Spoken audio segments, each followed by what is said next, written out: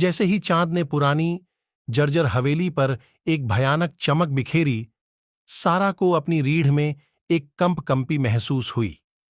वह हमेशा से असाधारण चीजों की ओर आकर्षित थी, इसलिए जब उसने अपने शहर में एक प्रेतबाधित घर के बारे में अफवाहें सुनी, तो वह इसकी खोज करने से खुद को नहीं रोक सकी। हाथ में टॉर्च लेकर वह सावधानी से हवेली में दाखिल हुई। हवा में एक बेचैन कर देने वाली खामोशी छाई हुई थी। जैसे ही वह घर के अंदर घुसी, फर्श की चरमराहट अंधेरे में गूंजने लगी। अचानक एक ठंडी हवा उसके पास से गुजरी और उसे दूर से धीमी धीमी फुसफुसाहटें सुनाई दीं। फुसफुसाहटों का पीछा करते करते सारा का दिल तेजी से दूसरी मंजिल पर एक कमरे में पहुंच गया।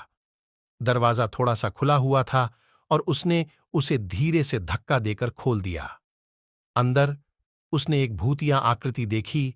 एक फटे हुए शादी के गाउन में एक महिला एक पुराने धूल भरे दर्पण के सामने रो रही थी। भूतिया दुल्हन सारा की ओर मुड़ी। उसकी आंखें दुख से भर गईं और उसने अपना हाथ बढ़ाया। इसे छूते ही सारा को बर्फीली ठंडक महसूस हुई। भूतिया आकृति ने मुंह से कहा, मेरी मदद करो। इस भुतहा हवेली के पीछे की दुखद कहानी का एहसास होते ही सारा की आंखों में आंसू आ गए।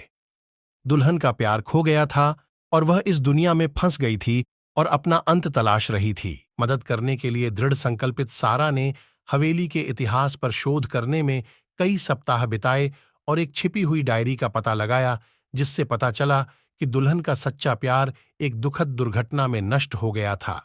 इस नए ज्ञान के साथ सारा ने आत्मा के साथ संवाद करने के लिए एक सत्र का आयोजन किया, जिससे दुल्हन को शांति पाने और अंततः आगे बढ़ने में मदद मिली। वह हवेली, जो कभी दुख से घिरी रहती थी, अब खामोश खड़ी है। सारा ने न केवल असाधारण अनुभव किया था, बल्कि एक पीड़ित आत्मा को भी बंद कर दिया था।